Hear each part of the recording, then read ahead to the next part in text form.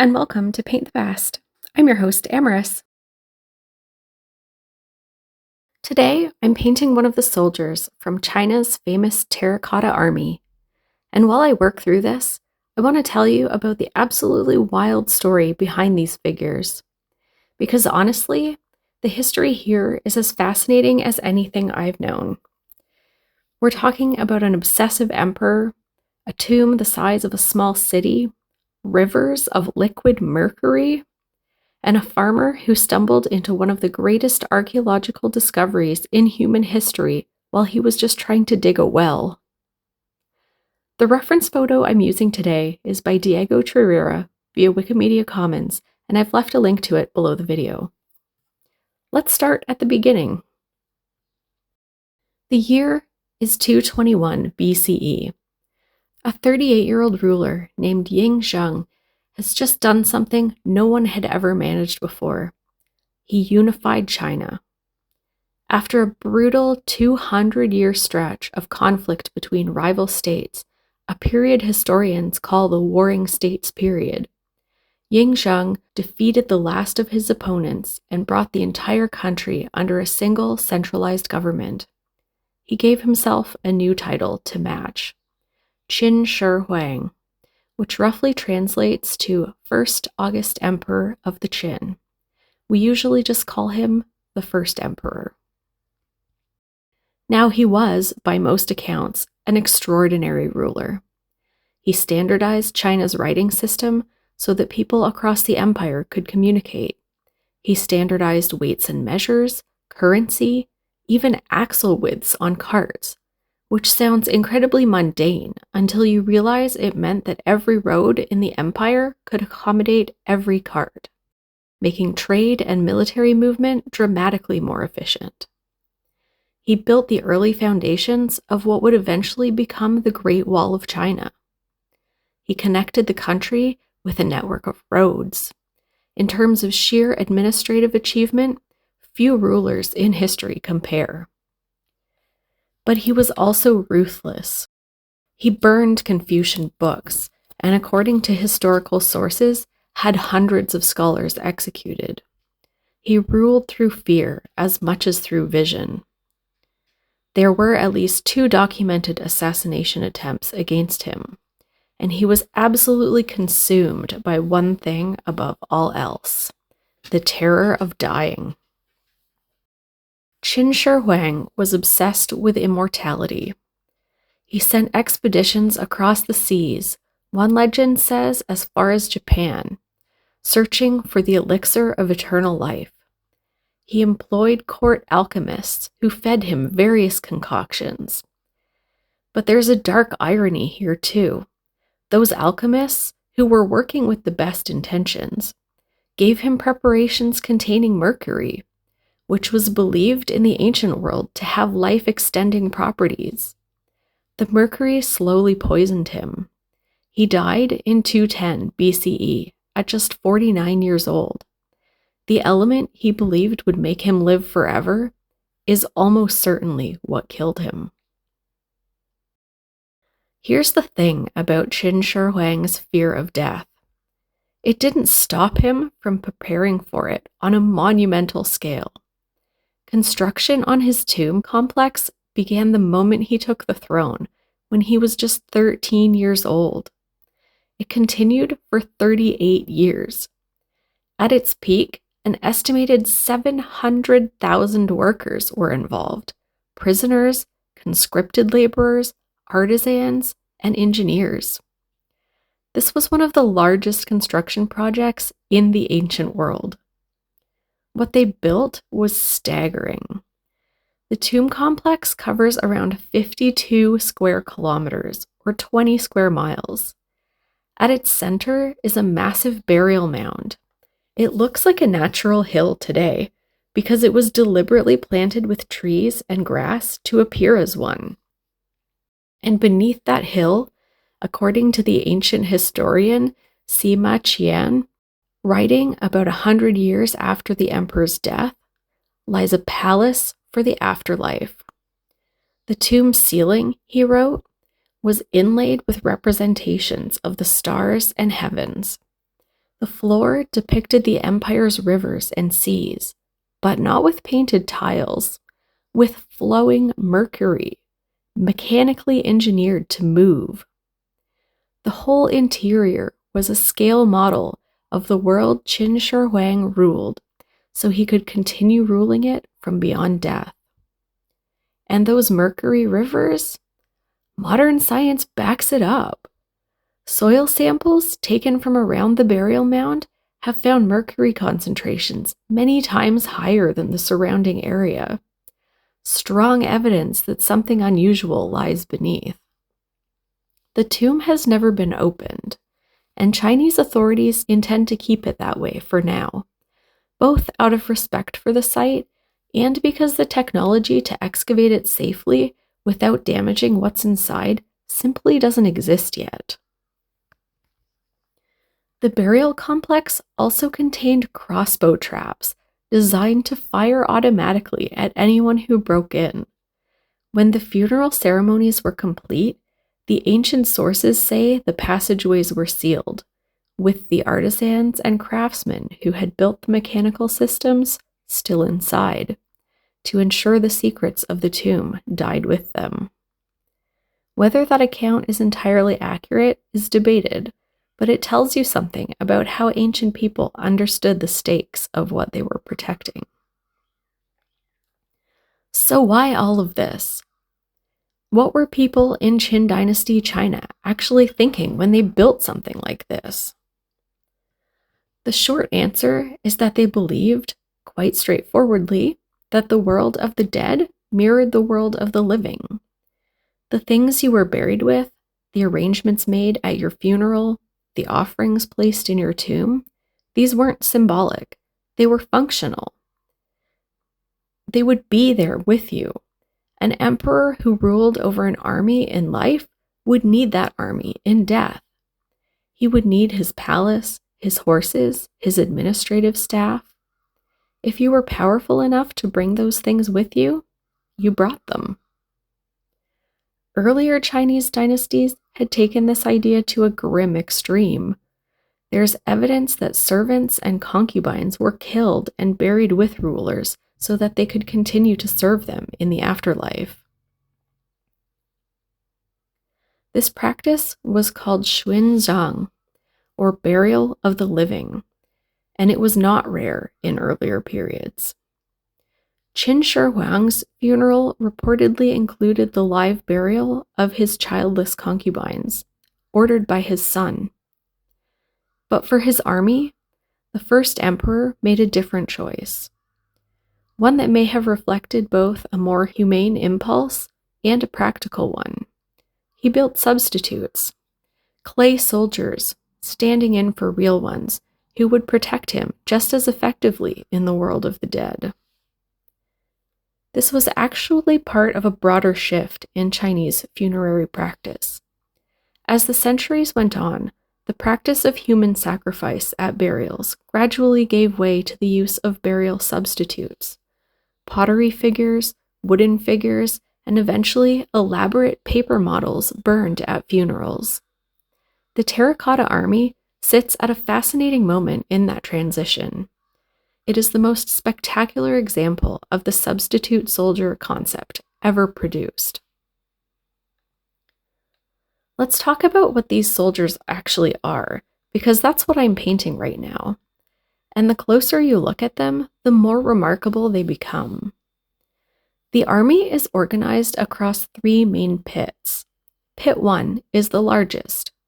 It contains the main military force, with soldiers arranged in precise battle formation, infantry in rows, flanking units at the sides, chariots in the center columns. Pit 2 contains cavalry units, archers, and mixed infantry. Pit 3 appears to be the command headquarters, with high-ranking officers. A 4th pit was found completely empty. Perhaps construction was abandoned when the emperor died unexpectedly. In total, archaeologists estimate around 8,000 soldiers are buried across these pits. Fewer than 2,000 have been fully excavated. The rest are still in the ground, and excavation continues slowly and carefully. Every single soldier is life-sized. They average about 6 feet tall, though they vary. Generals are taller, infantrymen shorter, and the differences appear to be intentional. What makes them truly extraordinary, though, is that no two faces are the same. Every figure has individually rendered facial features, different eye shapes, nose shapes, cheekbones, jawlines, expressions. Some look stern. Some look almost calm. You can see the differences that suggest different ethnic backgrounds from across the newly unified empire.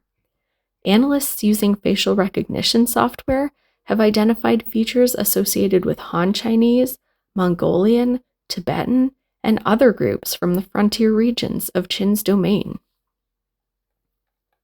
The soldiers are also differentiated by rank, which you can read from their equipment and clothing. Generals wear ornate armor with decorative patterns, layered plates, and distinctive headgear. Officers have simpler armor, but wear specific knot-fastened tunics that signal their status.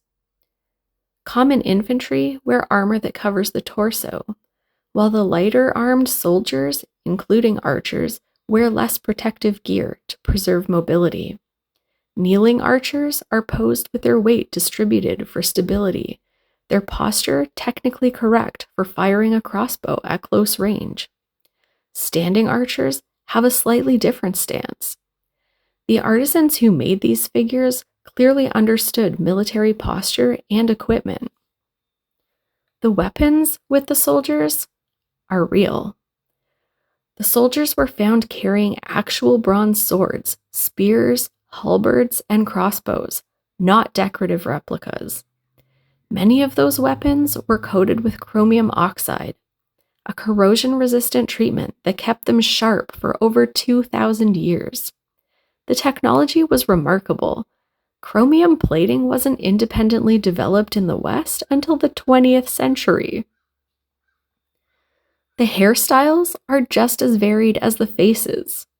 Soldiers wear their hair in different styles of top knots, braids, and buns, each held in place with detailed combs and pins rendered in clay.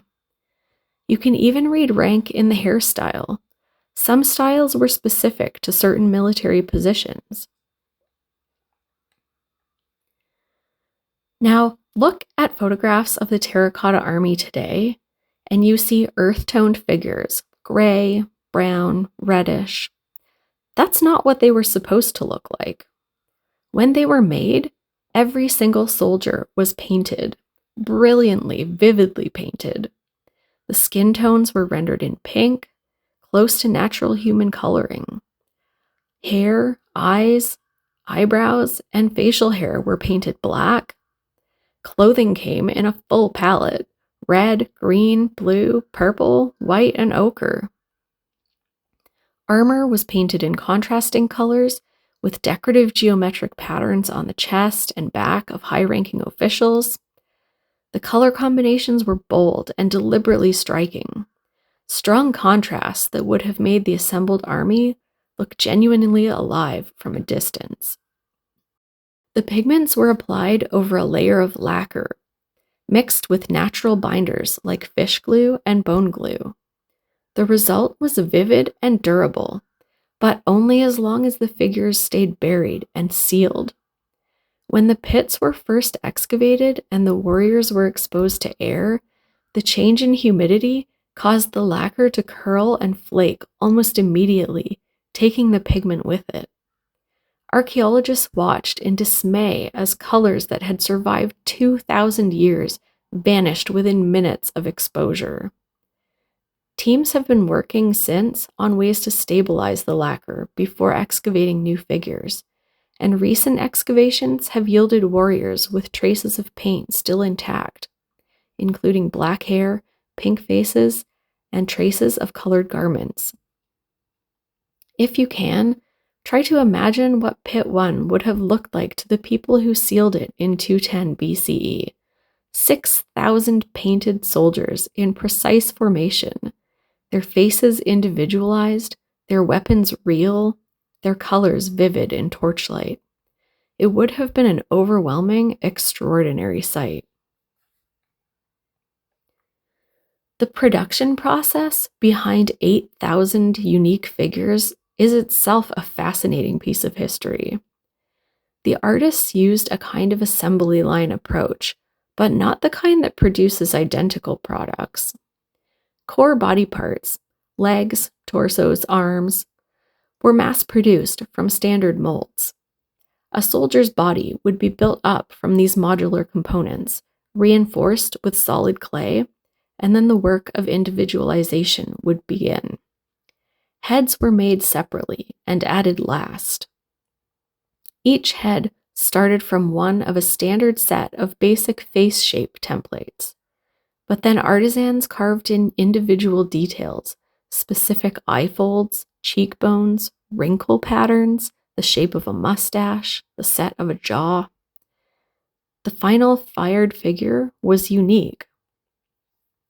The whole assembly was fired in large kilns at temperatures around 1,000 degrees Celsius, which gave the clay its hardness and durability. Then came the painting, done in multiple layers on some areas. Faces and hands often received 2 coats for better color. The entire process was a combination of industrial efficiency and genuine artistic care for individuality. Interestingly, archaeologists have found what appear to be craftsmen's marks on some figures, small stamps or inscriptions identifying which workshop or which individual artisan made a particular piece. This was likely a quality control system, allowing supervisors to track who was responsible for each soldier. Now here's one of the parts of the story that I love, because it's one of those moments that sounds too good to be true. It's March 1974. China is in the grip of a drought. In a small village called Xi'an in Lintung district, about 50 kilometers or 20 miles east of the city of Xi'an, a farmer named Yang Zhefa and his brothers, along with several neighbors, are digging a well. They need water for their crops. The first day, the digging goes smoothly. The second day, they hit hard red earth. The third day, Yang Zhefa's hoe strikes something that isn't soil. He digs carefully around it and pulls out the neck of a clay figure. No head. He assumes it might be an old kiln. His workmate tells him to be careful. Maybe there are old jars they can take home. As they dig further, they find shoulders, then a torso. Not a jar, not a kiln, a complete human body made of clay, missing only one leg and its head.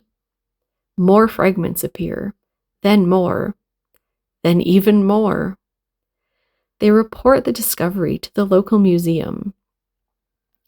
An archaeologist named Zhao Kongmin gets a phone call, drops everything, and rushes to the site. He identifies the fragments as warriors from the Qin dynasty, the oldest and most significant archaeological find in the region in living memory. Formal excavation begins in July 1974. By 1979, the museum opens to the public. The world is astonished. Yang Zhefa, the farmer whose hoe first struck clay in that dry field, was given a job in the museum gift shop, where for decades he quietly signed books for visitors. The man who found an army of 8,000 soldiers while looking for water. In 1998, when US President Bill Clinton visited the site, it was Yang Zhefa who shook his hand. There's a small note of bittersweet complexity to the story. Zhao Kongmin, the archaeologist who rushed to the site and was the first person to correctly identify what had been found, spent years feeling his contribution was overlooked in favor of the farmer's more immediately dramatic story. He handed out business cards late in his life that read simply, "He is the very first man who discovered, determined, restored, and unearthed the world-famous terracotta warriors and horses." Both the men played real roles in bringing this discovery to the world, and the truth, as usual, is more layered than a single hero's tale. Here's what's remarkable. The burial mound at the center of the complex, the actual tomb of Qin Shi Huang himself, has never been opened. It sits there, sealed, as it has been for over 2,000 years. Chinese authorities have made a deliberate decision not to excavate it, at least not yet. The lessons of the Terracotta Army pits, where colors vanished before archaeologists could stabilize them, make clear that the technology needed to safely open a site of that scale and preserve what's inside simply doesn't exist yet. And what might be inside? Based on the historical account left by Sima Xi'an, and on what's already been found in the surrounding pits, the range of possibilities is extraordinary. Bronze chariots, jeweled artifacts, the mechanical mercury rivers, perhaps treasures pulled from all the kingdoms Qin Shi Huang conquered, musical instruments, ritual objects, things we can't yet imagine. One ancient text mentions lamps fueled by oil that was believed would burn indefinitely to provide the emperor with eternal light. It is possibly the most significant unopened archaeological site on Earth that we know about today. So that's the story behind the soldier I've been painting. A man who unified a nation and ruled it with iron ambition. A project that consumed hundreds of thousands of lives for nearly 4 decades. 8,000 individualized clay soldiers painted in vivid colors, carrying real weapons, arranged in perfect formation to fight for an emperor in a world they couldn't see. And a farmer digging for water in a drought who accidentally found them all. The Terracotta Army became a UNESCO World Heritage Site in 1987. It draws millions of visitors every year. And it is, very literally, still not fully discovered. Thousands of soldiers remain in the ground. The main tomb is still sealed, and every new excavation season reveals something new. History is wild, and its physical remains are a limited resource that, in my opinion, are worth preserving.